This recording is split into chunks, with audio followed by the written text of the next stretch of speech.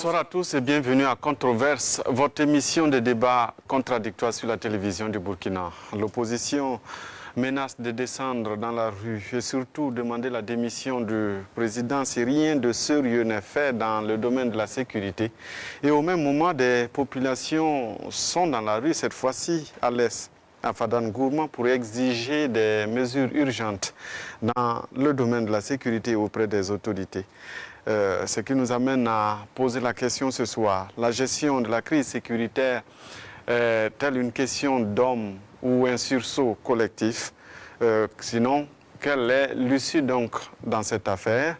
Ce sont là les questions que nous posons à Controverse ce soir. Et pour en parler, je suis avec Ali Badraoui Draogo. Il est le président du Rassemblement des Patriotes pour le Renouveau. Il représente la majorité sur ce plateau. Avec nous, Alpha Yago. Il est du Congrès pour la démocratie et le progrès. Il représente le CEFOP, le chef de file de l'opposition. Avec nous, M. Oumarou Paul Koualaga, spécialiste des relations internationales et aussi des questions sécuritaires. Avec nous, M. Eric Kinda, porte-parole du Balai citoyen. Bonsoir à tous. Bonsoir. Bonsoir, M. Gongo. Je l'ai dit en introduction, et Alpha Yago, on commence par vous, puisque c'est vous qui faites l'actualité. On vous a entendu le 9 novembre sortir publiquement et dire si dans un mois, rien n'est fait, vous allez descendre dans la rue.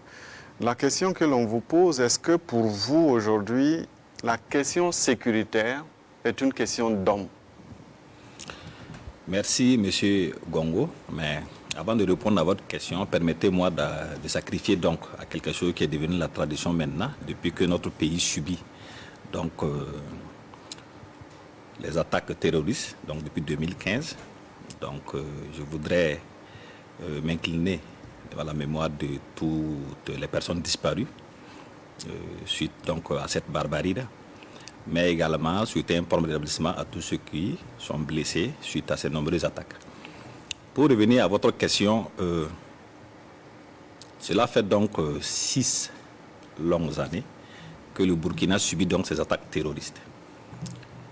Et l'opposition, à chaque fois que de besoin, est toujours montée au créneau pour attirer l'attention du régime en place, du pouvoir, sur la nécessité de prendre à bras le corps cette question sécuritaire-là, car un pays qui n'est pas en sécurité est un pays qui peut difficilement se développer. Donc, partant de là, nous avons jugé qu'il était opportun qu'au bout de 6 ans, nous puissions hausser le ton et monter d'un cran par rapport à nos prises de position. Les interpellations ont eu lieu, il y a eu des conférences de presse, de nombreuses émissions ont traité donc cette question de l'insécurité et on se rend compte qu'il n'y a pas de résultat.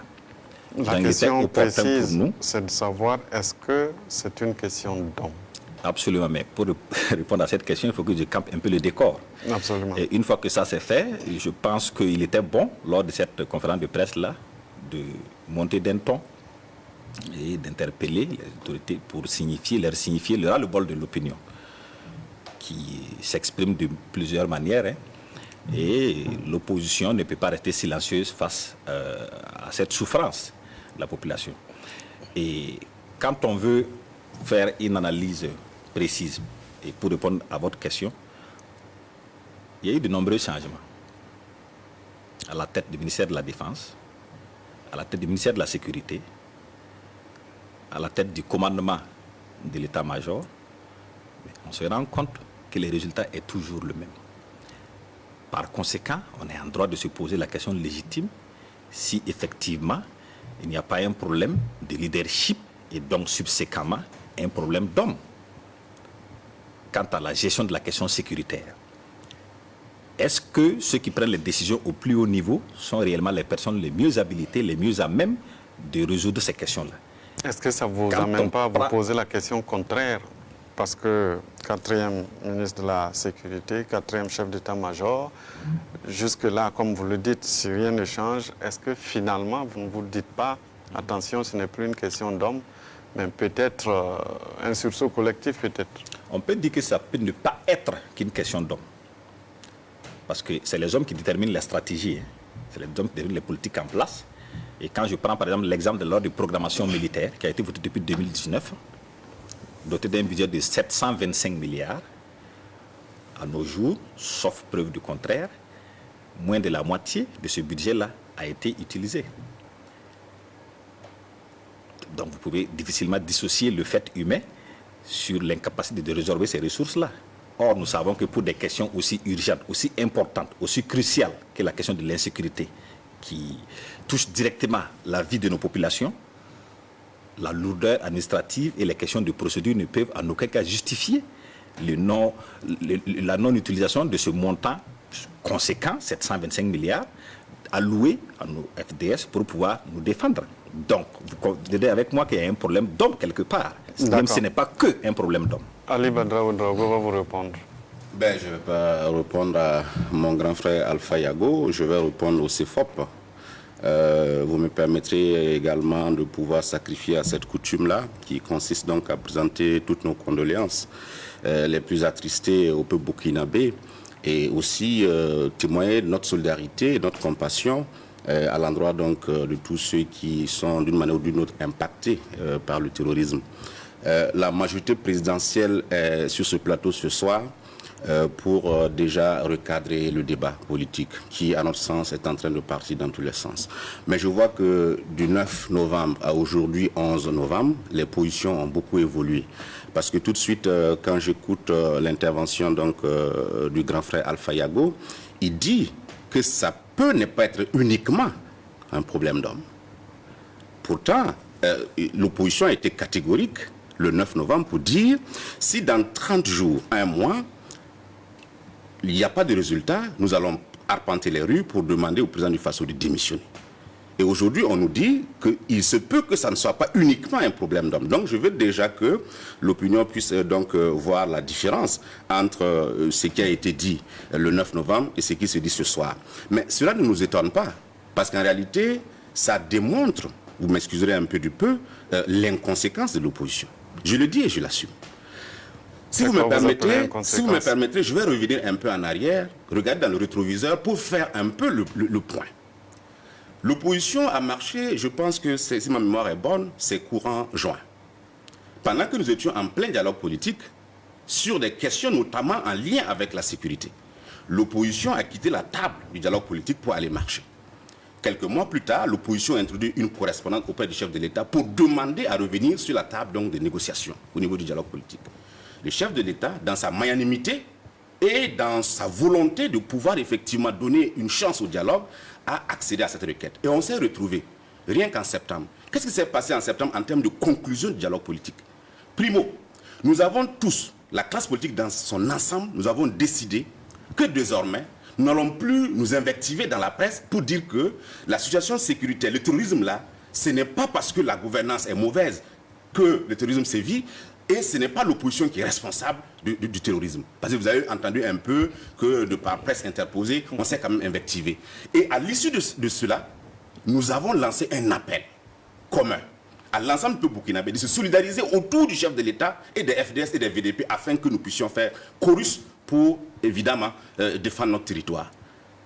Mais quelle n'a pas été ma surprise qu'une opposition qui prend des positions comme ça, qui signe une convention et qui, 2 mois après, trahit sa propre parole pour sortir, rien que le 9 novembre, pour dire que ce sont les gouvernants qui sont responsables et que par conséquent, si rien ne change, le président du Faso doit dégager. Donc je pense que le peuple doit effectivement comprendre à quel type d'opposition il a affaire.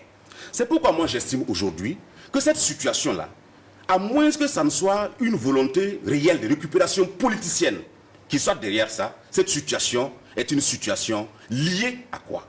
Pas aux hommes, parce que les changements ont été faits. L'opposition a fait des propositions qui ont été prises en compte. Les changements ont été opérés. Mais vous savez qu'un pays, non seulement un État central ne peut pas à lui seul gagner une guerre, les militaires seulement, l'armée seulement ne peut pas gagner une guerre se gagne par l'ensemble du peuple. C'est pourquoi dans tous nos discours officiels, nous avons toujours appelé à ce sursaut patriotique-là, à cette union-là, sacrée autour donc des FDS et des gouvernants, afin que l'on puisse regarder dans la même direction. Donc je suis désolé que l'opposition aille dans ce sens. Nous pensons que le peuple burkinabé est assez quand même mature et qu'il saura faire donc la part des choses entre ceux-là qui meurent sur le terrain, entre ceux-là qui sont les VDP qui s'engagent et ceux-là qui restent uniquement à Ouaga dans les salons feutrés et climatisés pour effectivement faire des conférences de presse et appeler effectivement au départ d'un chef de l'État. Je permets à Alpha Yago de vous répondre directement avant de passer aux autres. Ce n'est pas forcément un débat purement politique, mais je vous permets de réagir, Alpha Yago. Non, je suis content de voir que mon ami Badra s'est engouffré dans la brèche que j'ai entre-ouverte et je m'y attendais. Et sur le fait que ça pouvait ne pas être qu'une question d'homme. Je pense qu'il faut souligner ça pourrait ne pas être avec 3 traits. C'est très important. Cela ne veut pas dire que cela exclut la responsabilité des tenants du pouvoir. Auquel cas, nous n'avons pas d'État, nous n'avons pas de dirigeants et le pays n'est pas gouverné. Or, si je me réfère aux propos célèbres de certains de vos dirigeants majeurs, le pays qui nous ont affirmé ici, Urbi et Orbi, que le pays n'est pas dirigé par des oiseaux. Donc cela confirme qu'ils sont bien à la barre. Et s'ils sont à la barre, les premiers responsables de l'état catastrophique de notre pays aujourd'hui, ce sont les tenants du pouvoir. Donc il y a des responsabilités à situer. Je vais plus loin en disant que le chef de l'État, le premier magistrat du pays, a prêté serment. Ce n'est pas mon ami qui va remettre cela en cause en tant que juriste de formation. Il a prêté serment sur la Constitution et il a juré de défendre le peuple burkinabé, de protéger le territoire. Si je m'arrête qu'à ces 2 aspects-là, je suis désolé. Nous sommes aujourd'hui à combien de victimes? J'ai même plus envie de citer la litanie des victimes qu'on cite à chaque fois. Ça ne me fait pas plaisir. Mais il y a au moins 2500 victimes, dont au moins 500 militaires. Et avec ça, ce n'est qu'au niveau des victimes, sans compter les blessés qui se comptent par dizaines de milliers. À cela, notre territoire national aujourd'hui, moi j'aimerais qu'on me dise où se limite, où sont les frontières réelles du Burkina Faso aujourd'hui. Chaque jour que Dieu fait aujourd'hui, au début, le décompte était mensuel en termes de nombre de victimes des attaques terroristes. Ensuite, c'est devenu hebdomadaire, mais aujourd'hui, chaque jour avec son lot de mauvaises nouvelles, quand on n'a même pas envie de se réveiller parfois de peur de la nouvelle qu'on va entendre. Et la dernière que j'ai apprise aujourd'hui, avant même de venir sur ce plateau, c'est que les terroristes seront même à moins d'une trentaine de kilomètres de Ouagadougou, dans une zone que je ne citerai pas, mais bien connue. C'est pour dire qu'il y a un fiasco, un échec total au niveau de la gouvernance sécuritaire pour le moins. Et malheureusement, ça ne serait pas qu'à ce niveau, parce que ça a une répercussion sur les autres aspects. On ne va pas faire du ping-pong. Cela a une répercussion sur les autres aspects de la vie compris, je vous envoie un arbitre, peut-être, Eric Inda. Vous regardez tout ce jeu-là, opposition, majorité. Oui, M. Bongo, personnellement, moi, je ne suis pas là pour assister à une bagarre entre opposition et puis le pouvoir. C'est pourquoi j'ai décidé à relever ça. Et en ce qui nous concerne, un rappel. Le 31 octobre 2014, quand le président Compaoré a pris la fuite, nous avons délivré un message fort à la place de la révolution, qui était que le plus dur reste à venir. Nous avions conscience qu'il fallait redéconstruire. Et à la suite de ce message fort, il y a un de nos camarades, Osibi Yuan, qui a même, dans un de ses albums, chanté « Le serpent n'est pas mort ». Vous avez posé la question de savoir si c'est un problème d'homme ou si c'est un problème de l'ensemble des Burkinabés. Moi, je préfère m'en tenir aux faits. Avant la passation de charge, le président de la transition, Michel Kafando, a dit clairement au président Roch, l'ennemi est déjà dans la maison. Et quand vous avez tous ces rapports confidentiels, et quand vous avez tous ces éléments d'information, votre premier discours, si vous êtes un homme d'État qui a de la vision, c'est de dire clairement au peuple burkinabé, il y a une guerre qui va se déclencher, tenez-vous prêts. Vous m'avez élu, j'ai fait des promesses, mais la première des promesses que je vais remplir, c'est la sécurité du territoire et la sécurité des Burkinabés. Ça n'a pas été fait. Mieux, on s'est contenté de mettre en place un gouvernement de rente ou de dividendes politiques. C'est quoi vous appelez rente et dividende politique? C'est un gouvernement qui a consisté à récompenser des amis politiques, des amis de quartier, etc. Et qui travaille aussi... Alors qu'il fallait mettre en place un gouvernement de combat. Je dis bien, je m'en tiens au fait. Il n'y a pas longtemps, nous apprenons sur les réseaux sociaux à travers les médias que le Premier ministre actuel a dû rappeler les membres de ce gouvernement à l'ordre parce que nous sommes dans une situation difficile et on voit des ministres qui paradent un peu partout. Comment voulez-vous qu'on ne pense pas que c'est un problème d'homme? Aujourd'hui, qu'on cesse de nous dire que c'est une guerre asymétrique, les frontières sont maintenant visibles. Quand vous avez des bandits, des terroristes qui contrôlent des pans entiers du territoire, qui contrôlent les pièces d'identité, qui enlèvent qui ils veulent, à visage découvert, mais arrêtons de parler de guerre asymétrique, les frontières sont connues, on sait où se trouvent les terroristes. Donc, les faits sont assez clairs pour qu'on parle de problème d'hommes. J'allais venir à Omaro Paul Kolga, mais je suis obligé de donner la parole parce que vous deux, vous parlez de la gouvernance. Ali Badraou Draogo, pour l'équilibre, je suis à vous. D'accord, merci beaucoup pour cette façon de distribuer la parole. Ça me permet, comme je suis mis sur la sellette, de pouvoir réagir. Allez-y. Je pense que, avant de revenir au grand frère Kinda, je veux un peu revenir en arrière par rapport à ce que le grand frère Yago a dit. Moi, je suis bien placé parce que ce sont tous des aînés. Quand on dit qu'il n'y a pas de résultat, parce que tout simplement, en venant dans ce studio, il a eu des informations. Mais je veux aussi que, quand on veut communiquer de façon objective et honnête, que l'on puisse aussi mettre dans la balance nos faits, nos hauts faits de guerre. Parce qu'il y en a. Vous savez que la guerre, elle est aussi communicationnelle.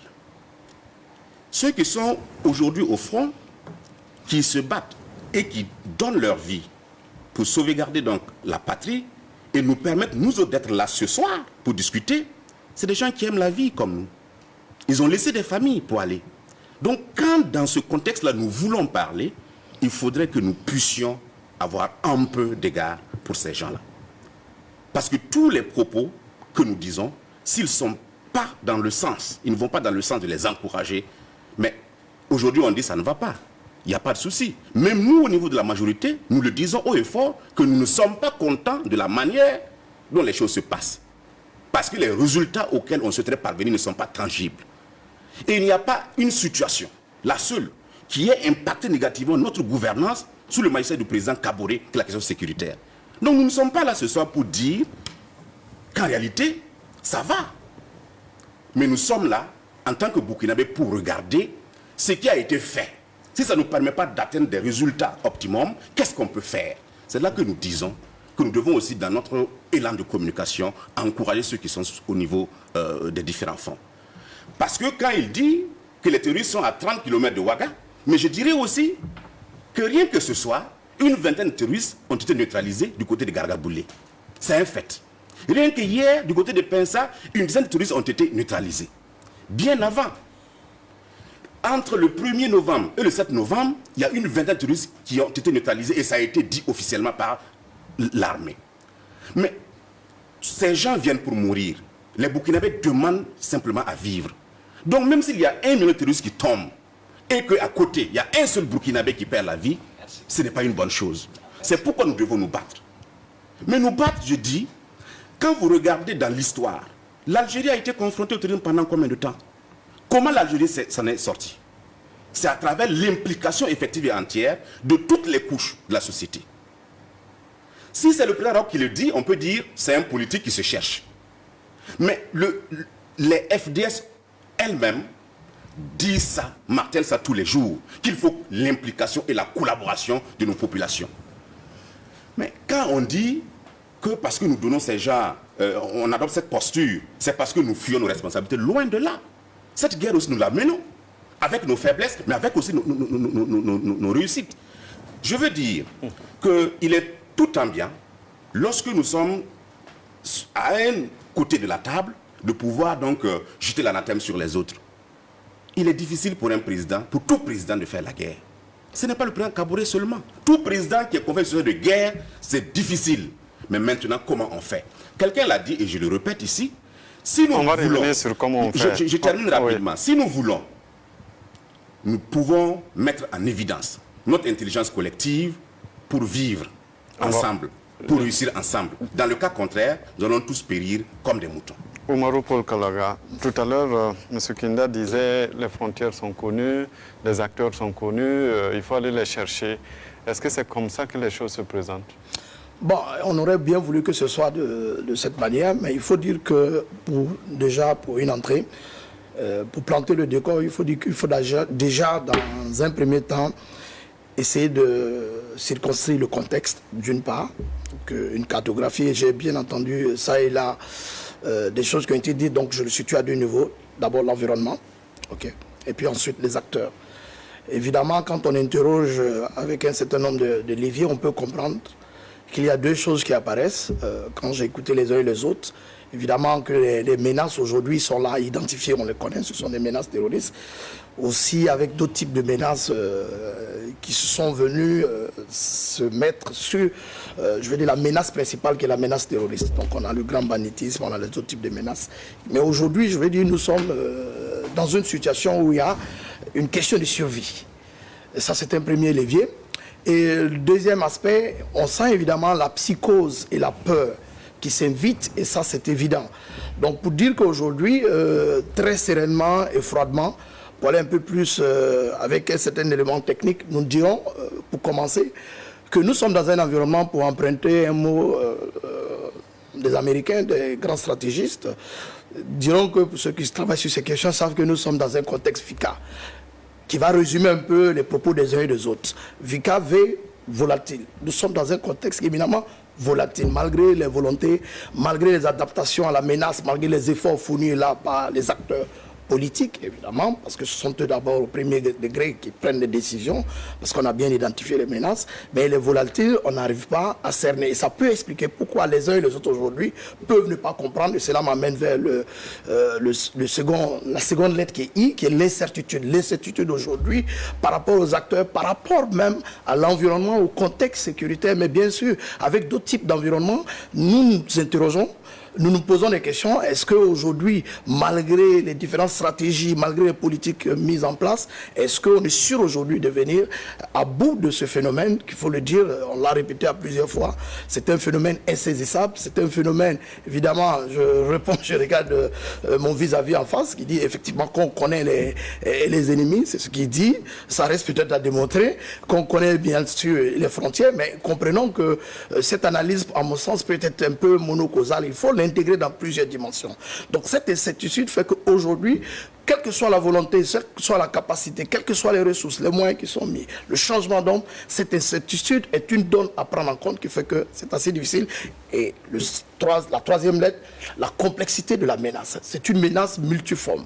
C'est une menace qui prend en compte non seulement le volet sécuritaire, parce que c'est de ça qu'il s'agit, sécurité et insécurité, mais il y a d'autres types de menaces qui se greffent à cette menace qui fait que l'ensemble justement de la communauté entière, il parlait tantôt des autres acteurs qui doivent intégrer dans cette dynamique pour pouvoir apporter des réponses efficaces. Et évidemment, l'ambiguïté. On se pose des questions.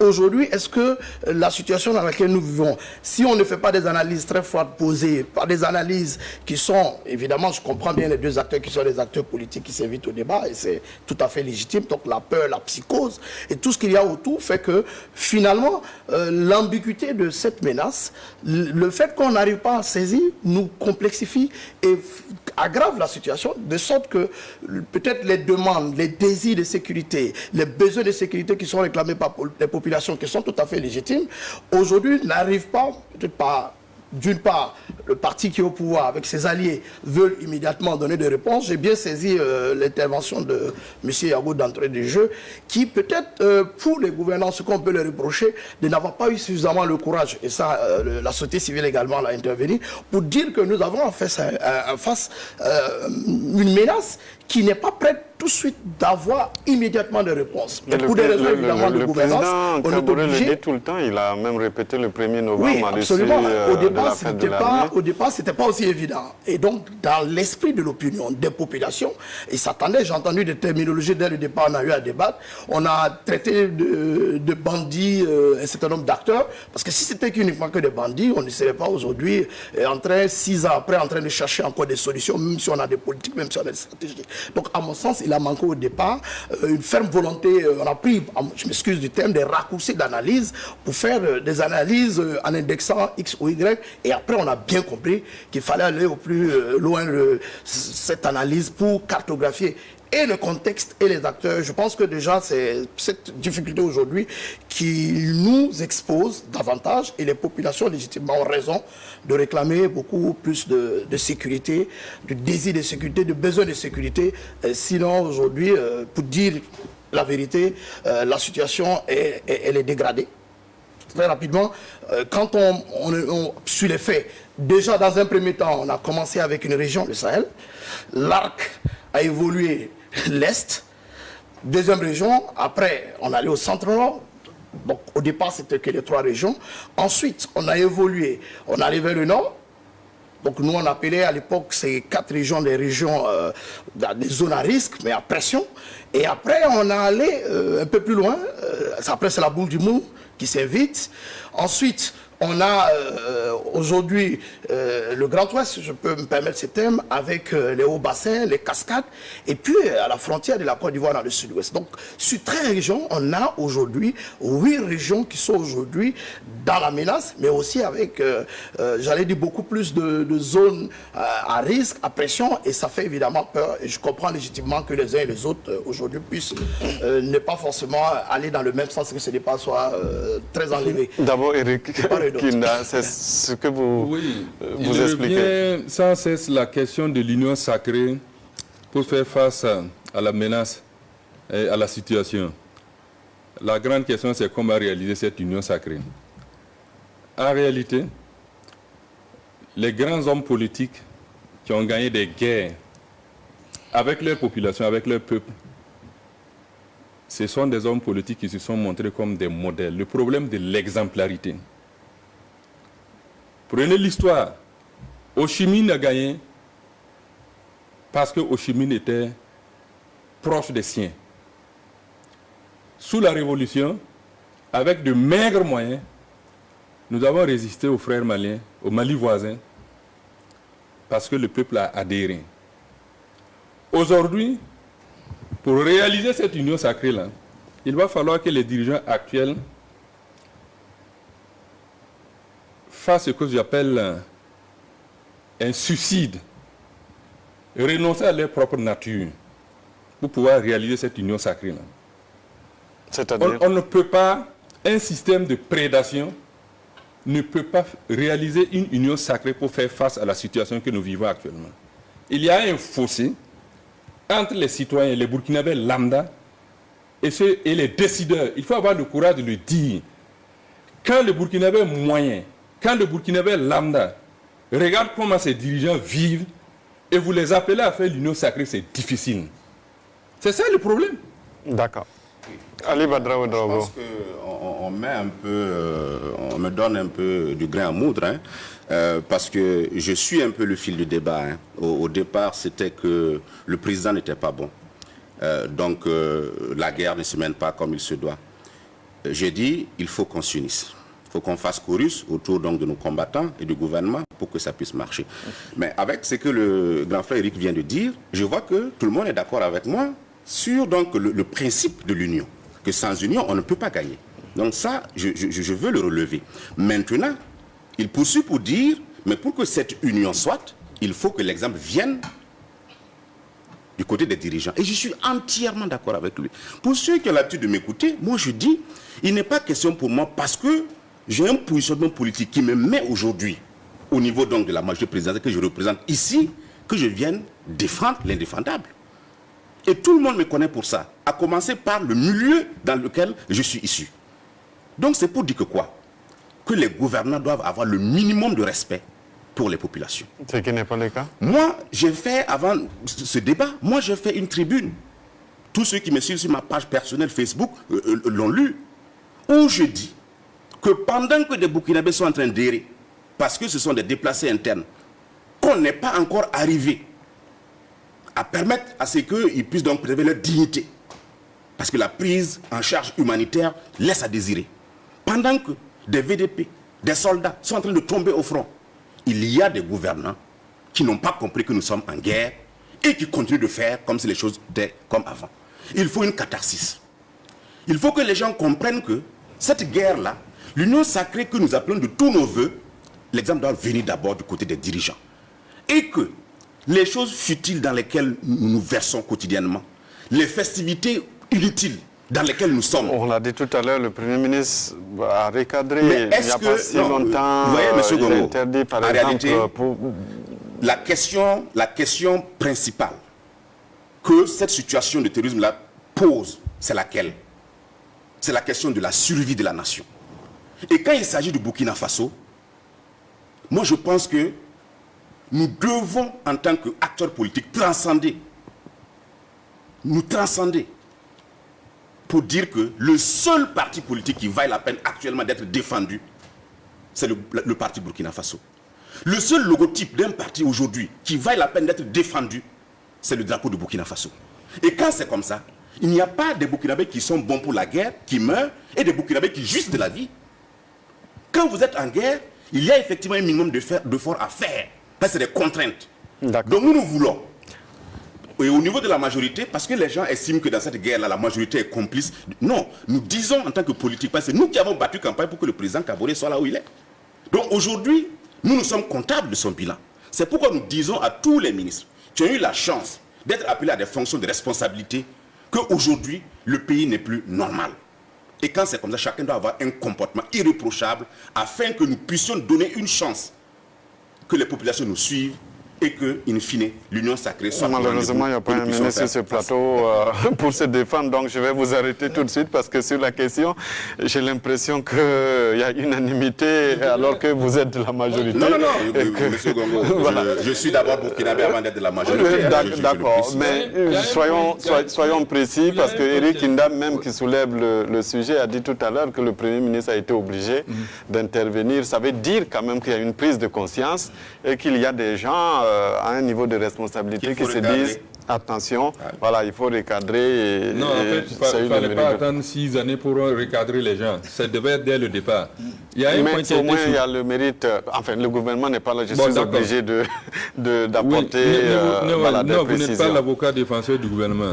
Ils savent qu'il y avait le débat, là, ils pouvaient s'inviter. Non, écoutez, il y a un point important qui a été soulevé ici, notamment la collaboration. Avant de poursuivre, c'est important parce que dans tous les cas, ils ne sont pas là. Je ne suis pas leur porte-parole, mais en tant que modérateur du débat, c'est de ma responsabilité d'équilibrer et c'est très important. C'est compris. Voilà. Allez-y. Oui, il y a un point important qui a été soulevé ici, notamment la collaboration de la population. Bon, je pense que là aussi, il faut faire très attention. On a tendance dans un certain discours à faire croire que la population ne collabore pas franchement, mais je vous dis, chaque jour que Dieu fait, les informations arrivent. Les informations arrivent, les gens partagent des vidéos, etc., etc. Je vous dis une chose.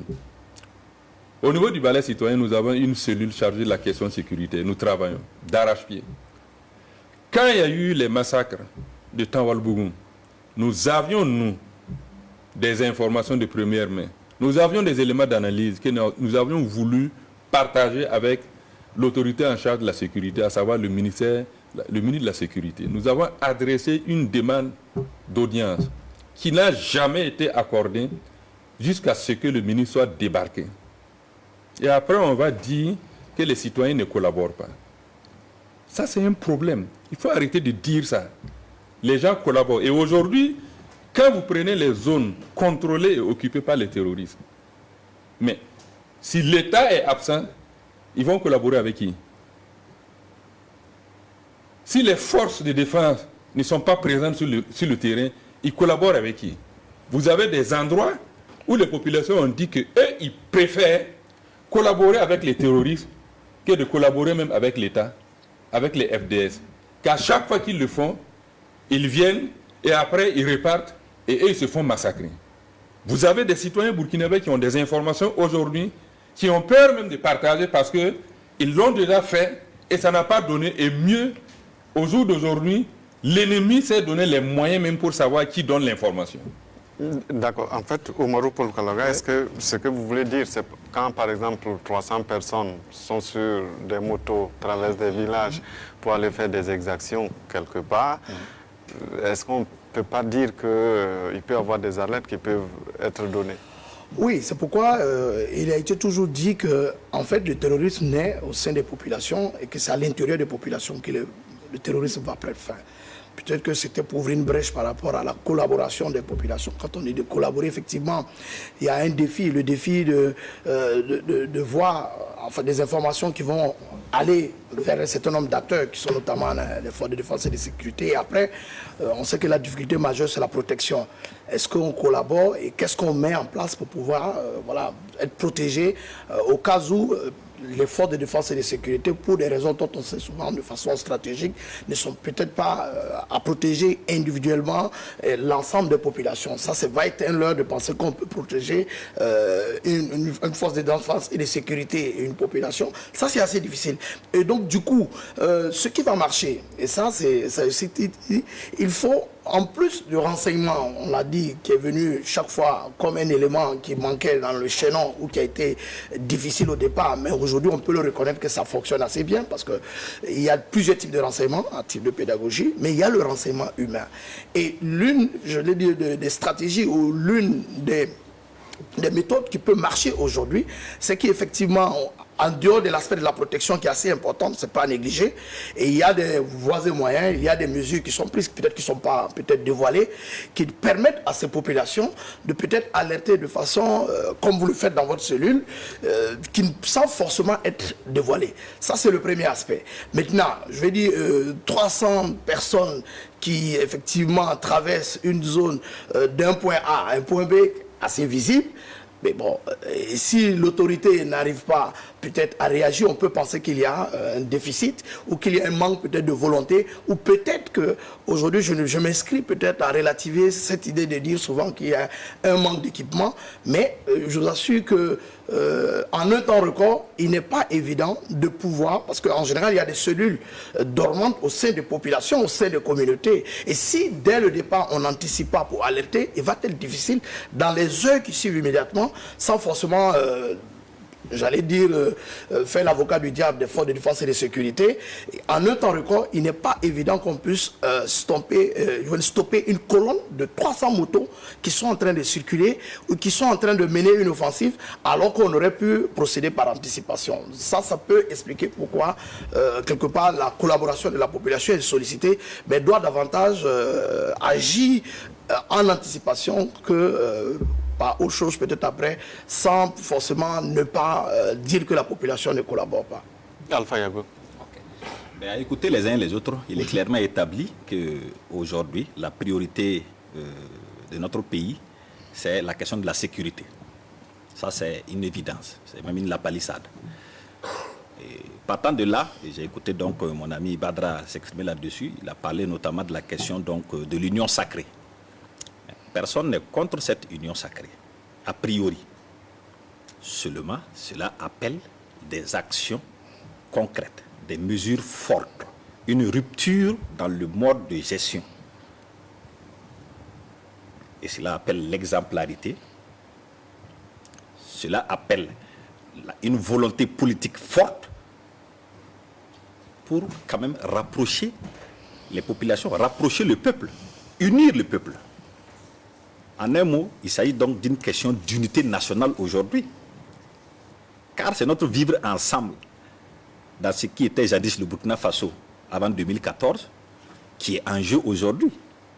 Alors, vous le dites si bien et ça nous permet de passer justement à l'autre point de notre débat. Quand vous dites unité nationale, ça veut dire qu'on est là dans l'autre partie, sur ce collectif.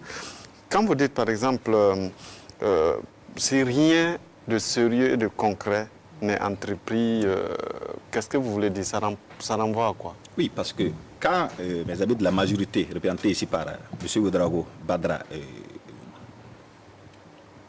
partagent les mêmes points de vue sur le constat, en tout cas sur certains aspects, c'est la majorité qui a les leviers nécessaires qu'elle peut activer pour faire de cette union sacrée-là une réalité. Et cela passe par la création d'un cadre où on réunit l'ensemble des forces vives à l'échelle nationale, toutes les compétences qui peuvent concourir à résorber ce phénomène terroriste-là doivent être appelées autour de la mère patrie pour pouvoir donner leur opinion, partager leurs analyses, leurs expériences. Du genre réconciliation, comme certains le disent. Je ne sais pas moi, il peut y avoir plusieurs noms, mais l'essentiel c'est de réunir vraiment tout. L'union sacrée, ça nous semble être un vœu pieux, un slogan lancé pour détourner l'opinion, enfin, l'attention de l'opinion sur des sujets, je dirais, secondaires, sans passer à des actions véritablement qui puissent impacter la vie de la nation. Et c'est ça aussi qui pose problème. L'exemple que je voulais donner avant que vous m'interrompiez, c'était la stratégie de sécurité nationale, dont le processus a été lancé en mai 2019, si j'ai bonne mémoire. Mais encore aujourd'hui, il n'est même pas adopté à l'Assemblée nationale d'abord. Nous sommes en 2021. Bon, quand vous prenez un exemple aussi flagrant, la stratégie de sécurité nationale, c'est vrai qu'il y en avait antérieurement, mais il s'agissait cette fois-ci de la faire de manière holistique, participative, en impliquant toutes les composantes. Le gouvernement en a discuté récemment en Conseil des ministres. Le 1er novembre, le président lui-même a annoncé que désormais, ils vont commencer à le dérouler. Mais à ce stade, il n'est pas encore à l'Assemblée nationale. Je parle sous le contrôle des députés, mais l'information que j'ai, c'est que ce n'est pas encore à l'Assemblée nationale. Donc, quand est-ce que cela va passer à l'Assemblée nationale, être adopté et ensuite mis en œuvre? Donc, c'est pour dire qu'il y a un ensemble de faits qui nous donnent l'impression qu'en réalité, il y a un laisser-aller que nous constatons et qui fait mal aux populations. Ali Badra, Ouedraogo. Non, c'est intéressant. Moi, je pense que souvent, quand j'écoute, ce n'est même pas sur ce plateau, hein, même en dehors, souvent quand on écoute les Burkinabés, tout le monde est devenu, en l'espace donc du temps de ce tourisme-là, tout le monde est devenu expert en stratégie militaire. Beaucoup d'entre nous, subitement, se sont réveillés et ils se sont donc devenus des impétrants de Saint-Cyr. Là, il parle de stratégie juste qui a été élaborée, qui doit être adoptée. Donc, je suis content déjà que l'on dise que l'unité sacrée, là, c'est la clé de voûte pour arriver à bout. C'est déjà bien. Et quand on veut l'unité sacrée, il n'y a pas d'autres qui viennent dans la journée, qui discutent dans un cadre bien organisé, convoqués, s'il vous plaît, par le chef de l'État. Le niveau le plus pertinent. Vous parlez du dialogue politique. Du dialogue politique. Et quand on y vient dans ce cadre, on discute des questions, on prend des engagements ensemble, et quelques jours après, on sort, on fait ce qu'on veut. Je vais vous édifier. Quand je vous dis que l'opposition dit 30 jours, à partir du 9 novembre, donc si on décompte, c'est au 9 décembre, si je suis fort en matin. OK? Et vous voyez que la même opposition, conduite par le même CEFOP, dans le cadre donc, du dialogue politique, parce que je suis membre du comité de suivi du dialogue politique, nous avons relu à minima le code électoral. À l'intérieur, qu'est-ce qui est dit? Qu'en prélude des élections municipales du 22 mai à venir, lorsque dans une circonscription, il y a donc un total de 50% des bureaux de vote qui peuvent s'ouvrir, l'élection peut avoir lieu. Ça, c'est dans 6 mois, les municipales. J'aurais compris l'opposition dans sa logique pour dire que je suis derrière les Burkinabés et ce que j'avais dit au dialogue politique, sur donc la révision de la loi, du code électoral, je reviens là-dessus pour dire, tant que on ne recouvre pas l'entièreté du territoire burkinabé, il n'y aura pas d'élection, nous ne participons pas aux élections. Ça n'a pas été dit. Donc c'est pour vous dire qu'en réalité, le peuple burkinabé, face donc à cette situation-là, doit savoir qu'en réalité, il y a une volonté manifeste de la part d'une classe politique pour pouvoir récupérer politiquement le courroux légitime des populations.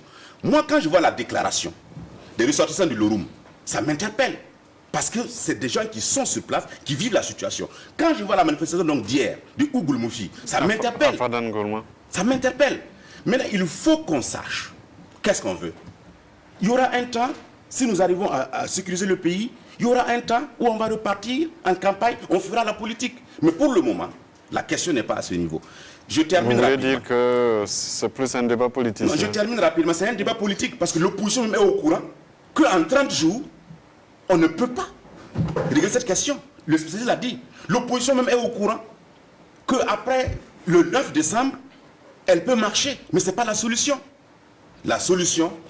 Il va répondre d'abord avant. La solution, Oui. je termine, s'il vous plaît, parce que je vois que... Allez-y. La solution aujourd'hui, c'est de nous dire, parce qu'il y a aussi une certaine idée qui tente de nous décourager pour dire, non, s'il n'y a pas de résultat, l'armée, il n'y a pas les hommes qu'il faut à la place qu'il faut. Mais moi, je vous pose la question, bonne chance. Mais c'est qui vous voyez? Quand on me parle de l'armée burkinabé, au lieu de l'encourager, on dit non, il n'y a pas de résultat. Mais qui vous voyez? Les VDP, là, ils ne sont pas obligés, ils n'étaient pas obligés, mais ils donnent leur partie, ils donnent leur vie. Mais on n'a pas de mots pour les encourager. On dit, il n'y a pas de résultat. Ok, les résultats ne sont pas satisfaisants, certes, mais c'est l'armée du Burkina Faso comme ça. Il n'y a pas quelqu'un d'autre qui viendra donc nous sauver, c'est la même armée, et c'est nous autour. Alpha Yago. Merci beaucoup. J'aimerais juste dire à mon interlocuteur qu'on n'a pas besoin d'être un expert dans un domaine pour subir les conséquences de l'inconséquence d'un régime dans sa chair et dans sa peau.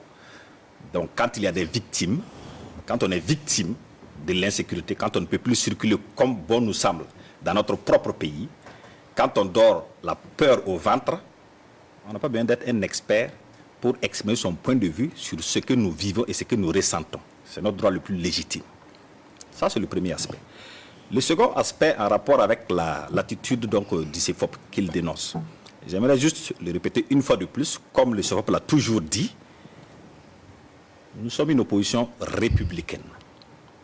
Quand le chef de l'État convie l'opposition pour échanger autour des questions de la nation, l'opposition se doit d'y aller, tant que le contexte et l'environnement le permettent.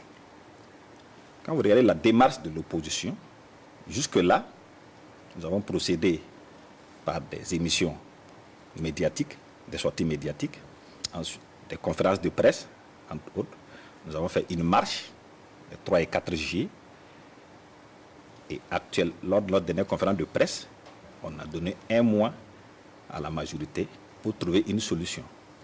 J'aimerais dire que ce n'est pas... Vous n'avez pas donné 1 mois à la majorité, c'est au chef de l'État. Parce que si c'était à la majorité, Il termine. voilà, je pense que vous allez avoir droit à une réponse cinglante. Mais c'est au chef de l'État. Voilà pourquoi jusqu'à présent, nous ne sommes pas encore dans la danse. Alpha Yago qui a la parole. On ne peut pas parler tous à la fois, sinon on ne se fera pas comprendre. Alpha Yago. Merci beaucoup. Je croyais que le président avait été élu porté par une majorité. Et donc, quand le président est touché, la majorité se doit mécaniquement de réagir. Je ne vous ferai... S'il vous plaît, Ali Badra Ouedraogo. Oui, mais il termine. Il faut que quand même on puisse prendre la parole à tour de rôle, sinon on ne pourra pas se comprendre. Donc, porté par une majorité, dont votre parti politique qu'il a élu. Et donc, si le président est touché, je ne suis pas un spécialiste en sciences politiques, mais quand j'observe dans les autres démocraties, quand le chef de l'État est touché, sa majorité réagit mécaniquement. Ça, c'est le premier aspect. Le second aspect est que, entre 2015, pendant que le CEFOP était dirigé par Zéphirine Diabré, et 2016, il y a eu 6 longues et douloureuses années qui ont occasionné des pertes en vie humaine. Et cela va crescendo. Je l'ai dit à l'entente de mes propos.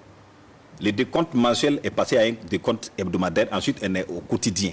Mais on ne peut pas avoir la même attitude vers le régime en place, à défaut d'être complice de cette gouvernance. Et c'est pourquoi nous avons estimé qu'il fallait mettre le haut là, en signifiant de manière responsable, mais ferme. On va casser un responsable. peu les velléités. Mais je n'ai pas terminé, s'il vous plaît. J'aimerais terminer. Il a l'attitude d'échanger. Allez-y, parce qu'il y a d'autres personnes aussi qui attendent. Oui, mais il a eu la latitude de parler. Allez-y. Pour dire simplement que à ce stade-là, nous avons estimé qu'il fallait impérativement, et je ne vous surprends même pas, parce que je sais que vous êtes très informés également, même les 1 mois Mais une partie de la base, y compris au sein du CFOP, conteste cela. Parce qu'ils estiment qu'on fait une part belle au pouvoir. Si vous ne le savez pas, je vous l'apprends. Parce qu'ils avaient estimé que la marche devait être annoncée le week-end qui suivait. Donc le week-end du samedi à dimanche qui vient. Au regard de la gravité des faits. Et de la situation catastrophique dans laquelle le pays se trouve. Donc, quand vous parlez de notre pays, de notre patrie, on n'a qu'à essayer de dépassionner le débat. Et mettre en avant l'intérêt supérieur de la nation. Et pour ce faire, acceptons les faits, le constat, quand on fait le diagnostic, on doit être d'accord sur le diagnostic. Ce qui peut nous diviser, ce sont les approches pour les solutions. D'accord. Alors j'allais revenir un peu en arrière par rapport à l'intervention de M. Yago, qui se posait des questions par rapport à la politique de sécurité nationale, le stratégie, qui est vraiment au bout du processus, et on l'a annoncé dernièrement. Oui. Et justement, ça permet aussi de pouvoir peut-être donner des informations pour dire que justement cette politique de sécurité nationale, pour avoir pris part aussi aux travaux de cette politique qui a sorti d'une stratégie, justement, peut-être que c'est pas encore très diffusé, prend en compte un certain nombre de questionnements qui sont notamment, par exemple, pour les zones dont on a parlé tout à l'heure, où la question du renseignement se posait, où il va y avoir, au moins il y a 2-3 éléments, l'occupation progressive, et ça se fait, peut-être que ça doit prendre du temps, parce que c'est une question qui est très difficile, et je l'ai dit dès le départ, sans forcément faire la part belle, il y a dans cette stratégie une volonté d'occuper les espaces et de permettre justement aux populations de ne pas être laissées pour compte. Et on en parle aussi dans cette stratégie, on a prévu, justement, c'est pourquoi il y a eu à un moment donné le débat sur le découpage électoral, territorial, je m'excuse, et qui avait donné l'impression à un moment donné que c'était fait juste pour les élections, alors que en fait, ce découpage territorial prenait en compte justement la menace qui avait été clairement définie et les difficultés qu'on avait à redéployer les troupes et les redimensionner pour prendre en compte cette nouvelle réalité. Donc du coup, ces 3 éléments font partie de la politique nationale de sécurité qui a sorti d'une stratégie. À côté, pour les populations, vous savez également qu'il y a une stratégie de prévention contre l'extrémisme violent qui, en réalité, donne des réponses à un certain nombre de difficultés ou de facteurs qui ont amené les uns et les autres, certainement, qui sont des programmés, on l'a dit. Au départ, peut-être qu'on n'avait pas bien compris. Aujourd'hui, tout le monde le sait que la menace, elle est là, elle est réelle, mais aussi ceux qui participent à aggraver cette situation sont avant tout aussi une partie des Burkinabés. Donc cette stratégie de prévention contre l'extrémisme violent va prendre en compte tous ces facteurs qui, à un certain niveau, ont divisé la communauté. Et c'est là, tout juste pour donner ces informations, puisque j'ai un peu celui-là aussi, et pour recadrer le débat, pour dire qu'il y a des choses qui sont en fait. C'est vrai que c'est légitime, et ça aussi, il faut le reconnaître, l'opposition est dans une démarche républicaine, et c'est tout à fait normal, à mon sens, sans forcément être dans le secret de Dieu, je me dis, quelque part, on met la pression sur la gouvernance, parce qu'il y a des gens qui sont aux affaires, qui doivent donner aussi des réponses, parce qu'il y a des attentes légitimes des populations, et moi je pense que c'est de bonnes guerres. Seulement, peut-être que, peut-être le petit bémol, c'est que ça impacte peut-être les troupes qui pourraient peut-être aujourd'hui, et la gouvernance qui peut, dans une certaine mesure, redimensionner les choses, et c'est là, c'est l'inquiétude que moi je pourrais peut-être avoir, parce qu'on peut dégarnir les troupes pour une question de maintien de l'ordre, et cela peut faciliter ou donner des idées à nos ennemis. Et peut-être que c'est ça qu'il faut peut-être prendre en compte dans cette analyse, c'est ce que je voudrais dire pour l'opposition. Voilà. Relever tout de suite un élément important, c'est-à-dire qu'on estime que les Burkinabés sont devenus, tous les Burkinabés sont devenus des experts. C'est vrai, tout le monde ne peut pas être des experts, mais tout le monde n'a pas perdu le bon sens. Vous savez, quand les experts peinent à produire les résultats escomptés, mais c'est tout à fait naturel que le citoyen lambda se pose des questions. C'est tout à fait normal que le citoyen lambda se présente comme un expert. Parce que pour lui, il ne va pas venir et il voit qu'il y a des situations qui révoltent le bon sens. Donc il faut comprendre cela. Mais quand on s'offusque du fait que tous les Burkinabés sont devenus des experts, moi je me demande, a-t-on oublié que nous sommes au pays de Thomas Sankara? Sankara avait dit que la sécurité est une affaire très sérieuse pour qu'on la confie aux seuls experts. Ça veut tout dire. Donc, ceux qui s'offusquent du fait que chacun se présente comme un expert, ils n'ont qu'à faire attention. Je pense que ce que les Burkinabés demandent aujourd'hui même, ce n'est pas une victoire totale ici et maintenant contre le terrorisme. On veut voir une lueur d'espoir. C'est cette lueur d'espoir qu'on ne voit pas.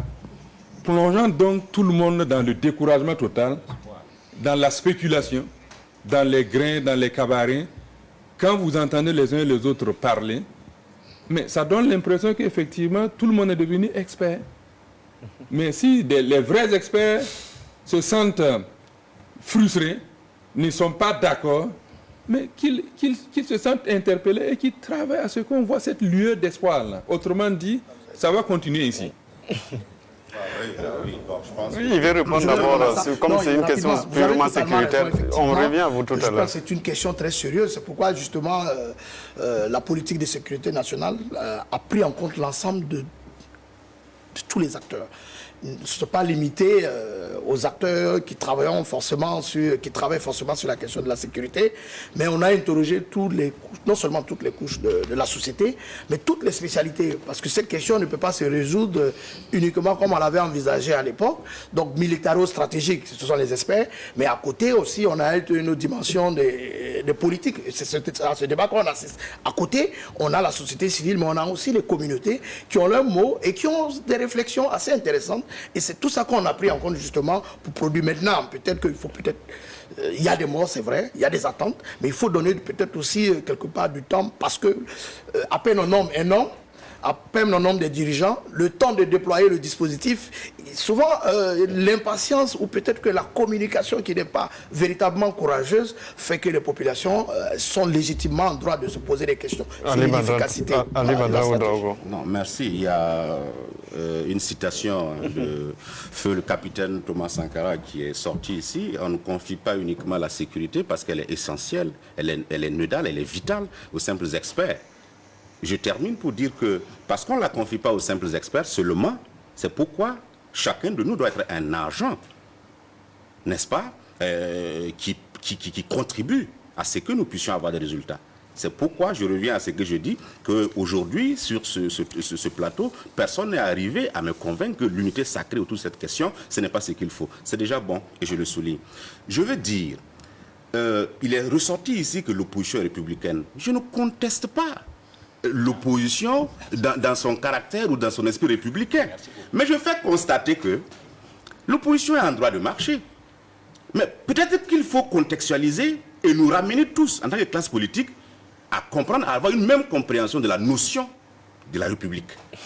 Parce qu'une opposition républicaine, si c'est celle-là qui vient à des débats, dans un dialogue sérieux, et qui part marcher, qui demande à revenir et qui part marcher, une opposition républicaine dans ce contexte ne demande pas le départ du chef de l'État. Je vous dis, une opposition républicaine peut marcher, c'est son droit. Parce qu'elle est aussi le porte-voix d'une partie de la population. Mais marcher ne veut pas dire demander le départ du chef de l'État. Je prends une image. Et nous sommes tous africains, on comprend le sens de la case au village. Tout le monde y vit dedans. Il y a la famille, le papa, la maman, les enfants, tout le monde y vit dedans. Pendant que la case prend feu, au lieu que chacun, toute personne moyennement intelligente doit d'abord se préoccuper de comment éteindre le feu. Non, les gens disent, c'est le père de famille qui doit quitter la cour. Mais voilà pourquoi je dis, cet appel de l'opposition-là, non seulement il est insensé, mais en plus d'être insensé, il ne répond à aucune logique. Si ce n'est qu'une volonté manifeste d'aller chercher des noises là où il n'y en a pas. Je suis obligé de donner la parole à Alpha Yago parce que les mots que vous employez sont quand même par moments forts. Parce qu'on a déjà un téléspectateur qui est au bout de fil. Ok. J'aimerais réagir d'abord si ça ne vous dérange pas. Le temps de dire qu'il est possible, après la réaction de Alpha Yago, de nous appeler au 25 40 79 03 pour participer à cette émission. Alpha Yago, pour la réponse. Je suis d'autant plus à l'aise sur la dernière réaction de M. Ouedraogo que j'ai envie de le dire simplement que peut-être en 2014, nous étions dans un même camp où nous défendions une position constitutionnelle, l'article 37, et le peuple, une partie du peuple a estimé que cela n'était pas suffisant et qu'il fallait mettre fin donc, au processus en cours de la manière que nous connaissons tous ici. nous étions en ce moment du même côté de la barque politique. Politique, nous étions à la majorité à l'époque, maintenant vous êtes à la majorité, moi je suis dans l'opposition, logiquement. Et partant de là, si je fais une projection sur la situation actuelle, c'est pour dire que je ne dirais pas que les mêmes causes produisent les mêmes effets. Cela signifierait que j'ai des intentions négatives pour le régime en place. Vous projetez l'insurrection. Exactement. Telle n'est pas notre philosophie. Nous estimons simplement que, en tant qu'opposition, la décision a été prise de manière souveraine par la conférence des présidents de partis au niveau du cadre de concertation. Et les échanges ont été faits de manière franche, d'habitude, comme d'habitude, administrés bien sûr par le président Komboego, et il y avait des tendances divergentes. Il y en a qui estimaient même qu'il fallait, dans les jours qui suivaient, rencontrer le chef de l'État pour lui demander des visus de rendre le tablier. Il y en a qui ont estimé qu'il fallait donner 2 semaines avant de demander donc sa démission, et il y a une autre extrême qui souhaitait 2 mois. Donc au fil des échanges, il y a un consensus qui a été trouvé sur 1 mois. J'aimerais juste dire, pour le rassurer, que l'ensemble de ces chefs de parti-là représentent une portion de la population burkinabé. Et il a fallu trouver donc ce consensus-là pour aboutir à ce mois. Mais j'aimerais relever un point extrêmement important à mon sens, la question donc du moral des troupes. Ce n'est pas ceux qui interpellent le pouvoir en place quant à leur défaillance qui sabotent le moral ou qui sapent le moral des troupes. C'est ceux qui sont aux affaires et qui ne créent pas les conditions pour que les FDS puissent être opérationnels sur le terrain. Je parle par opérationnel, être suffisamment bien entraîné. Quand on regarde l'âge des martyrs qui tombent au front pour leur patrie, mais c'est révoltant. Ça montre clairement que c'est des jeunes qui n'ont pas été suffisamment formés, entraînés pour aller affronter un tel type de menace. Quand on regarde leurs équipements, mais parfois, les assaillants sont mieux équipés que nos propres troupes. Je ne parle même pas des munitions. C'est des choses révoltantes au regard du budget colossal de 725 milliards dévolus à cet effet depuis 2019, qui n'est même pas absorbé à moitié. Ils vous répondront juste après l'intervention de le moral des troupes et pas autre chose. Traoré qui et nous pour appelle aller plus Bobo. loin, quand un soldat va au front, ce que j'ai dit est très important, je finis là-dessus. Permettez-moi une phrase. Nous attend depuis 10 une minutes. phrase, s'il vous plaît. Parce que c'est extrêmement important quand on parle du moral des troupes. Ceux qui vont au front, sachant qu'ils laissent une femme, des enfants, des parents qui comptent sur eux, et qui se disent qu'en tombant, ces personnes ne seront pas prises en charge de manière conséquente, comme nous l'avons entendu à plusieurs reprises à travers de nombreux témoignages. C'est ça qui sape le moral des troupes. Et c'est à cela qu'il faut mettre fin. Ils vont vous répondre Donc tout à l'heure. l'unité sacrée, l'union sacrée, On a compris votre appelée de tous position, nos vœux, Alpha Yago. commence d'abord par la prise en Si charge Moutier réelle Traoré des nous appelle FDS. de Bobo, bonsoir. Bonsoir. Nous vous écoutons, vous êtes à l'émission. Alors, merci de m'avoir passé la parole. Alors, ma première question s'adresse à M. Alpha Yago, représentant du CEPOP. Alors, c'est toujours pour lui dire que ce qui arrive au Burkina Faso, c'est eux-mêmes qui ont introduit. Je le connais très bien. Quand ils passaient leur temps à venir pavoiser ici à Bobo, vous m'excusez du terme, à ne rien dire, vous savez, je vais vous expliquer un petit truc. Je suis adjudant-chef-major des forces armées à la retraite. Je viens de partir en 2018, avoir fait le Mali 2 fois. Alors, quand on a rencontré le président Blaise Compaoré en 2011, j'étais l'un des seuls, un représentant de l'armée de terre, à lui dire, monsieur camarade président, c'est votre électorat qui va vous faire tomber. C'est eux-mêmes qui étaient au pouvoir qui ont provoqué ça. Alors, tout de suite, il évoque une question de 725 milliards. Ça, c'est pour mettre la troupe sur le dos du commandement. 725 milliards, il n'est pas dit parce qu'on a mis 725 milliards, il faut dépenser ça. Et je vous dis le secret. Pour que nos jeunes gagnent aujourd'hui, moi je suis à la retraite aujourd'hui, il faut des avions. J'ai fait les missions au Mali à 2 reprises. Quand vous avez des avions qui survolent en l'air et les troupes à pied, il n'y a aucun rebelle. Ça veut dire que moi je les appelle des rebelles parce que ce pas des terroristes, ils ne viennent pas d'ailleurs. Ils viennent de la population pour avoir suivi ça. J'ai fait 7 ans au Sahel. Je suis allé en 2018, je sais de quoi je parle. Donc aujourd'hui, là, les experts qui viennent s'asseoir à la télé, vraiment, je remercie les autres, celui de la société civile, l'expert en sécurité, plus le représentant de la majorité, là. Mais je l'ai dit, il faut des avions. Et un avion, ça ne se commande pas du jour au lendemain. Vous connaissez la procédure, surtout pour des pays pauvres que nous sommes. Chacun veut regarder bien dedans avant la commande. Donc, ce n'est pas parce qu'on a mis 725 milliards que les 725 milliards, il faut les dépenser directement. Donc, je demande à Alpha Yago, qui est avec vous là-bas, quelle solution l'opposition a à pondre. Je dis bien pondre par écrit. C'est-à-dire, si je dis pondre, ils n'ont qu'à écrire au-dessus de tout le monde. Remettre au pouvoir. Voici ce que nous préconisons pour venir à bout de l'insécurité. Il faudra que les populations, c'est-à-dire, l'ennemi n'est pas loin. Il sort du village, il vous tape, il rentre au village. Les forces de l'ordre, là, ce n'est pas des supermans qui viennent, on tire sur eux, on dévie et ils avancent. C'est des hommes. Et pour vous dire clair, quand le renseignement est clair, précis, les forces de l'ordre ne peuvent pas ne pas aller. D'accord. Voilà. Donc, on voilà, a compris il faut voir les votre gens intervention. Voilà. Merci, M. Traoré, mais avant de vous laisser partir, Alpha Yago est dans son rôle parce qu'il représente les CFOP qui a une position claire. Ce n'est pas une question de Alpha Yago, mais il représente aussi voilà, une partie. Il va répondre, Alpha Yago. Okay. Allez-y. Merci beaucoup, M. Gongo. Je remercie donc l'intervenant pour qui j'ai beaucoup de respect, surtout s'il a servi donc la nation en tant que militaire. Je lui ai en tout cas transmis tous mes respects et toute ma considération pour le service rendu à la nation.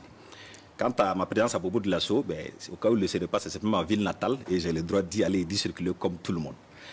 Pour revenir donc aux préoccupations qu'il a évoquées, il y a pêle-mêle, notamment la question donc de l'équipement des FDS. Du budget que vous citez du budget tout le temps, et ensuite, comme voilà, si ça se dépensait. Absolument. Alors oui. que vous-même vous dites que le déblocage souvent pose problème et que ce n'est pas forcément toujours qu'on arrive à les dépenser. C'est vrai, mais quand on regarde par exemple quand il y a des procédures accélérées pour certains types de marchés, certains types d'appels d'offres, notamment les infrastructures, où je pense que le gré à gré a été quasiment institutionnalisé. En tout cas, c'est légal.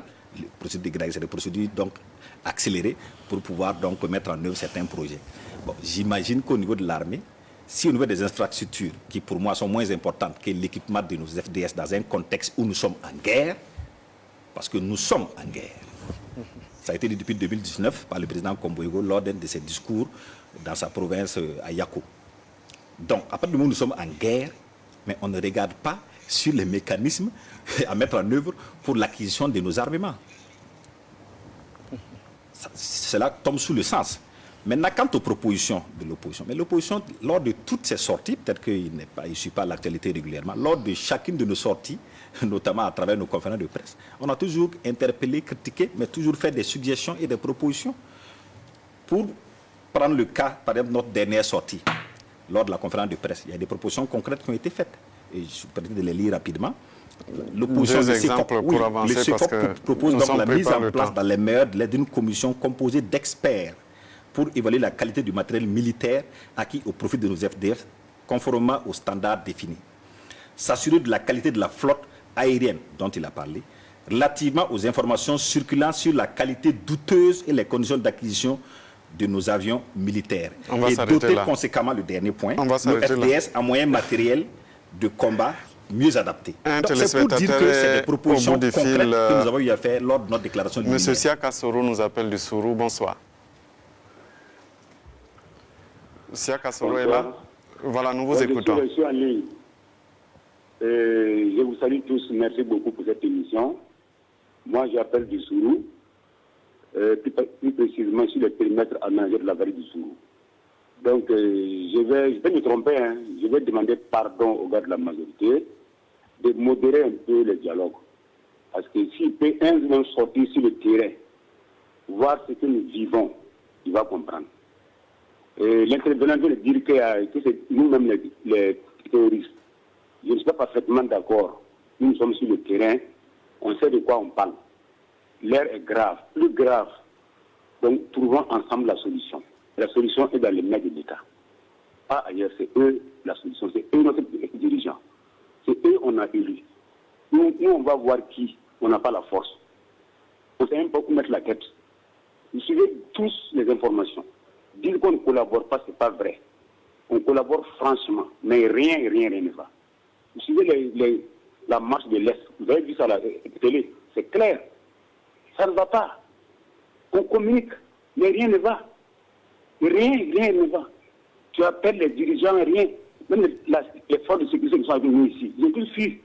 Vous êtes au courant. Donc nous sommes maintenant entre les mains de Dieu et puis les terroristes. Imaginez-vous que s'il peut sortir un jour, surtout dans les 13 régions, ou bien dans les 45 provinces, peut-être qu'il peut. Pourquoi il ne sort pas? En tout ça, on souffre. Vraiment, l'heure est grave. On a compris votre cri de cœur. Donc, ils n'ont qu'à faire pardon. Merci. Trouver la solution, c'est important. D'accord. Merci beaucoup, M. Soro. Ali Badra Ouedraogo, c'est à vous qu'il s'adresse. Oui, bon, je pense que j'ai le droit de ne pas répondre, c'est son avis. Voilà, il a juste émis un avis qui, personnellement, que je respecte. Il n'y a pas de souci. Mais quand il dit qu'il faut qu'on sache que l'heure est grave, sur ce plateau, personne n'a dit que l'heure est reluisante. Personne ne l'a dit. Non, en fait, moi, je pense que c'est aussi ça aussi le problème des Burkinabés. On parle trop, mais on ne s'écoute pas. J'ai dit aujourd'hui que pour des gens qui sont arrivés au pouvoir avec un canevas de projets et de programmes et qui se trouvent confrontés à une telle situation, c'est nous. Nous pouvons dire que les premières victimes. Parce que si on ne règle pas cette question, si on n'arrive pas à donner des réponses tangibles à cette question, mais ça va nous coûter de la quinine. Vous voyez, c'est à nous que les Burkinabés ont confié leur destinée. Donc nous sommes les premiers concernés. Mais la nature de la guerre, ça a été dit ici par tout le monde. La nature de la guerre fait que il faut qu'on se donne la main. Les militaires ne peuvent pas gagner la guerre tant que ce sont des Burkinabés qui, de manière frauduleuse, alimentent les terroristes en carburant. Les militaires ne peuvent pas, et les VD ne peuvent pas gagner la guerre tant que ce sont des Burkinabés qui donnent des motos, des moyens roulants à ces terroristes. Nous sommes tous dans ce pays, on l'entend. C'est pourquoi chacun doit être mis devant ses responsabilités. On a interpellé le gouvernement ici. Est-ce que ce n'est pas là aussi qu'il faut traquer puisque mais justement, chacun doit être mis devant ses responsabilités. Et il faut qu'on sanctionne. Parce qu'on ne peut pas comprendre qu'au nom de cette boulimie effrénée pour l'argent, quelqu'un préfère marcher dans les flaques de sang de ses frères. Mais c'est inadmissible. C'est pourquoi je dis, le mal là, Je retiens cette phrase. ce n'est pas quelqu'un d'autre. C'est nous-mêmes.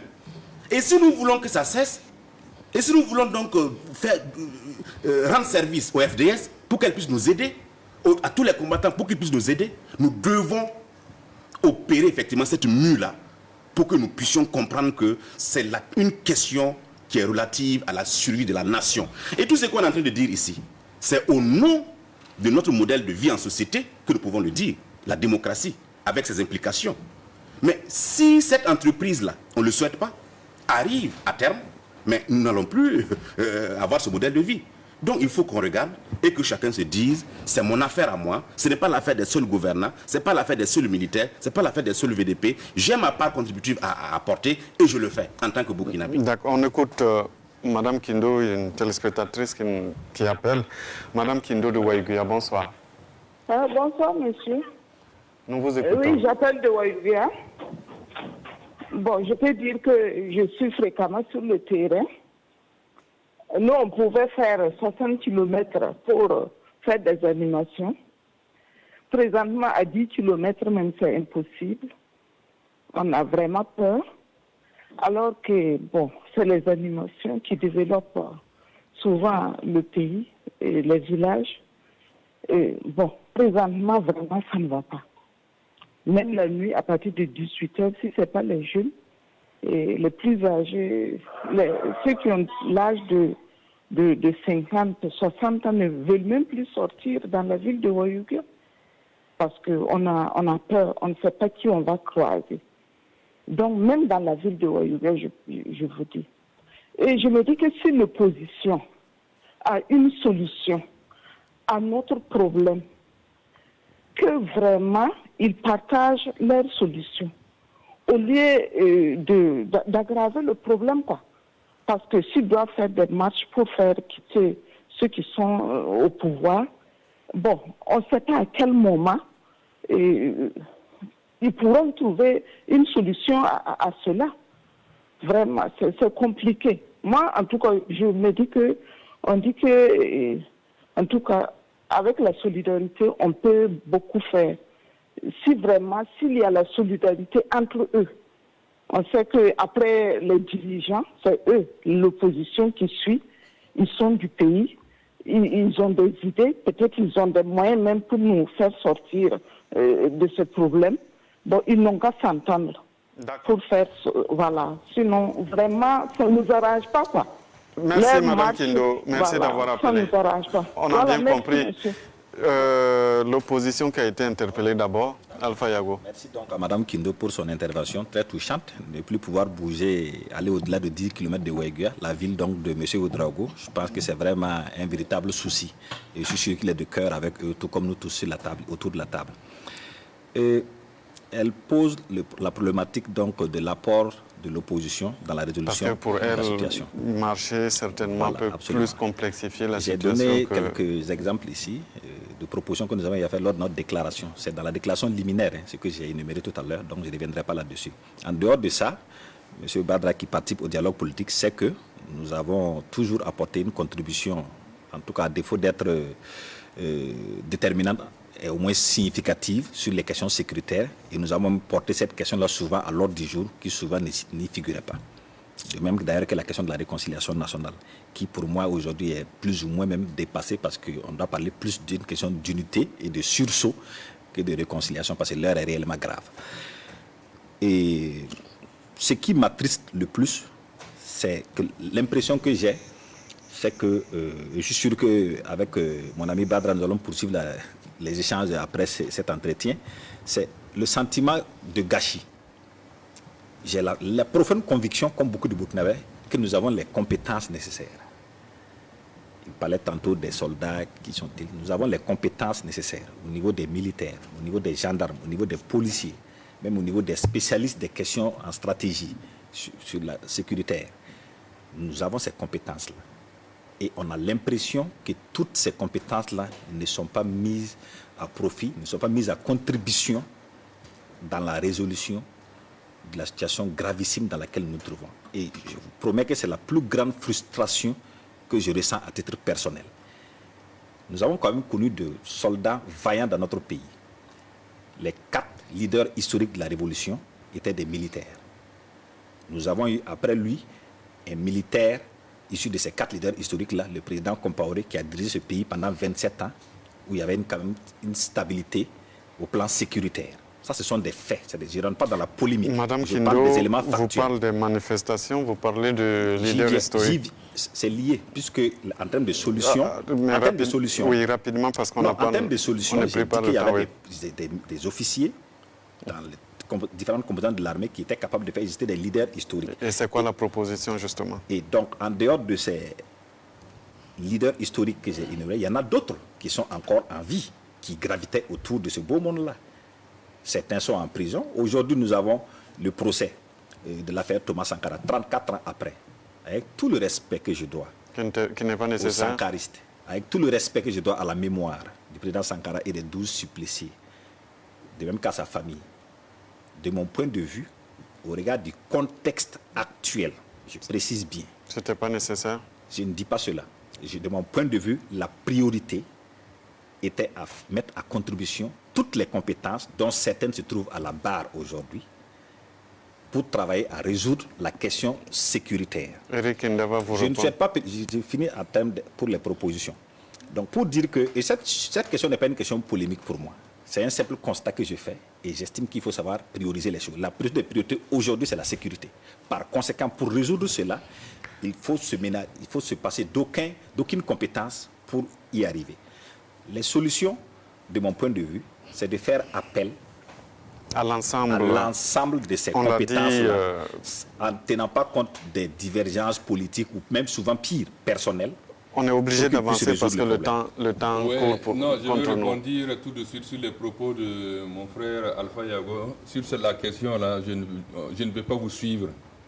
Ceux qui ont des problèmes avec la justice, même s'ils sont compétents, ils n'ont qu'à régler leurs problèmes avec la justice d'abord. On ne va pas accorder une prime à l'impunité sur cette question. C'est non négociable. C'est votre point de vue que je respecte, mais absolument. Je dis c'est non négociable. Revenons donc sur la question de la responsabilité des uns et des autres. On veut que tout le monde chacun joue sa partition. On veut développer l'échelle de responsabilité. Mais si aujourd'hui, on tire à boulet rouge sur les dirigeants actuels, c'est parce qu'eux, ils ont la plus grande responsabilité. Ça, c'est clair.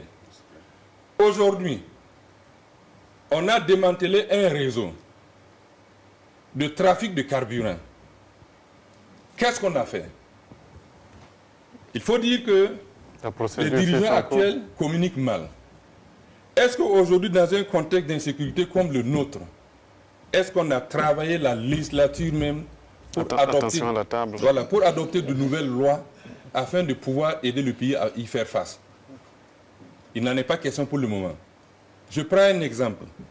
Aujourd'hui, n'importe quel Burkinabé, n'importe qui peut diffuser une fausse information plongeant toute la population dans la panique et il se la coule douce. Est-ce que dans un État qui est rigoureusement gouverné, ça peut se passer comme ça? Mais c'est ce qui a Nous nous été sommes fait avec battus la révision pendant du code longtemps pénal. pour la liberté d'expression et la liberté de penser. Mais il faut en même temps qu'on comprenne que dans un contexte d'insécurité comme le nôtre, liberté de penser, liberté d'expression ne vous donne pas droit de traumatiser la population avec des fausses informations. D'accord. La presse nationale et internationale a révélé que des acteurs nationaux font du trafic et alimentent les terroristes. Le pouvoir en place n'a rien fait. La Au procédure niveau est de en la cours. justice, rien n'a été fait. Nous avons déposé plainte, une dénonciation. Et nous avons aujourd'hui un appareil judiciaire qui peut être considéré comme le plus indépendant de cette planète-là. Nous ne comprenons pas pourquoi des questions aussi graves que ça, le procureur ne s'auto-saisisse pas de cette question-là. Nous avons dénoncé et nous attendons. C'est ça. Je vous apprends qu'il y a Le une trafic procédure sur le trafic carburant. d'argent au profit des bandits. Mais c'est l'État qui a la douane, qui a la police, qui a la gendarmerie. Même s'il faut une nouvelle législation, il faut traquer. Les engins ne tombent pas du ciel. Ça passe par la frontière. Ça passe par nos frontières. Est-ce qu'on y a pensé? Est-ce qu'on a pensé à une nouvelle législation plus sévère pour traquer les bandits? Il faut dire qu'il y a une procédure en cours contre le trafic de carburant. Il y a des gens qui ont été interpellés. Voilà. On va prendre Seydou Somé qui nous appelle, je n'ai pas bien retenu d'où, mais on l'écoute, de Bobo du Lasso. Bonsoir. Oui, bonsoir. Nous vous écoutons rapidement, en 1 minute. Voilà, moi je vais dire je vous salue tout le monde. Et j'ai foi en Dieu que ce problème-là, ça va résoudre. Voilà, mais le problème est débuté depuis longtemps. C'est pas maintenant. Parce que les terroristes faisaient les trucs chez nos voisins et puis ils revenaient dormir chez nous. Et puis on n'a pas pu prendre garde. Et puis aujourd'hui, ça retombe sur nous. Cherchons les problèmes, les politiciens. C'est eux qui sont à la base de tout ça. Voilà, la jeunesse burkinabé, sincèrement, nous sommes fiers et nous allons travailler à vaincre ça. Mais les terroristes nous demandent pardon de nous épargner parce que même c'est les politiciens qui les poussent à faire ce genre de trucs. Merci, M. Somé. Merci beaucoup. Voilà. Merci d'avoir appelé. Je voudrais rebondir sur... Ça sera la dernière intervention parce que le temps malheureusement est épuisé. Oui. Sur ça, en fait, ça pose encore une fois de plus voilà, les problèmes de pouvoir bien cerner, d'identifier et non seulement les menaces, parce que c'est vrai qu'on communique sur la question, c'est vrai qu'on parle suffisamment, mais au finish, par moment, il y a des aspects qu'on n'arrive peut-être pas à comprendre. Et ça complexifie la compréhension du phénomène dans son ensemble. Parce que le phénomène, il est assez complexe. Quand j'écoutais tout à l'heure les deux interlocuteurs pour la fin, il y a le problème qui est posé, l'identification de la menace. On a pris du temps, il ne faut pas l'oublier. On a pris du temps, on a perdu du temps pour l'identifier. Parce qu'on était partagé entre voilà, des identifications en réalité qui n'étaient pas connectées à la réalité. On a fait souvent des analyses partisanes sur la question, même si c'est vrai que la question de la sécurité est une question éminemment politique. On a beaucoup plus fait des débats politiciens autour de la question avant d'abord d'en arriver unanimement à identifier. Voilà. Et même ça continue. Et je pense que l'une des solutions, c'est d'abord cette compréhension, cette émission de ce soir participe justement à permettre aux uns aux autres de prendre du recul par rapport à la question. Et je crois qu'on doit continuer dans ce sens. Sur la compétence, par exemple, des personnes qui ont en charge de la sécurité, je peux vous avouer aujourd'hui que de plus en plus, les militaires, les officiers dans leur ensemble se forment davantage. Ils ont pris connaissance, ce n'est plus cloisonné entre, je l'ai dit, des militaires, mais aujourd'hui, beaucoup sont à l'école de la stratégie, ils comprennent mieux la menace et ils sont capables aujourd'hui d'apporter des réponses, pas qu'on exclut des compétences qui ne sont plus aux affaires. Et ceux qui sont là aujourd'hui, si on leur donne la possibilité, comme ça s'est fait aujourd'hui, parce que je l'ai dit, n'oubliez pas, au départ, elle est tellement volatile, incertaine, complexe, que les décisions d'aujourd'hui, l'inconstance, les stratégies, souvent, peuvent coincer avec les dynamiques. Et ça, c'est une donne qu'il faut prendre en compte. Et pour terminer, peut-être sur la question, par exemple, de la corruption, aujourd'hui, c'est de la même façon, dans l'identification de la menace terroriste, on a aujourd'hui ce véritable problème. Aujourd'hui, le lien entre le terrorisme et la criminalité, souvent, c'est pas très tenu. Et donc, le législateur, peut-être qu'aujourd'hui s'adapte à la menace, il y a un certain nombre de textes, mais ceux qui sont aux affaires pour pouvoir peut-être identifier et faire le tri et savoir exactement qu'est-ce qui est criminalité et qu'est-ce qui alimente le terrorisme, qu'est-ce qui est terroriste, souvent c'est pas toujours évident. Donc il faut que les opinions se préparent à cela, c'est pourquoi les formations sont importantes pour pouvoir se préparer, parce qu'après on risque d'être dessus, de que des gens sont relâchés parce que des faits terroristes ne sont pas forcément établis. On s'arrête là. Sur cette table, il y avait Ali Badra Ouedraogo, président du Rassemblement des Patriotes pour le Renouveau. Il représentait la majorité. Alpha Yago représentait le CFOP, le chef de file de l'opposition.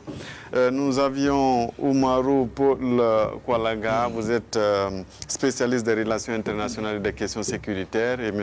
Eric Kinda, qui est du Balai Citoyen, porte-parole du Balai Citoyen. Je rappelle que cette émission s'appelle Controverse et le débat ne s'arrête jamais. Le débat se poursuit voilà, sur les réseaux sociaux, un peu partout. Nous remercions donc toute l'équipe d'animation et toute l'équipe technique dirigée par Yaouma Somé qui ont donc réalisé cette émission. Merci de nous avoir suivis et bonne suite de programmes sur la RTB.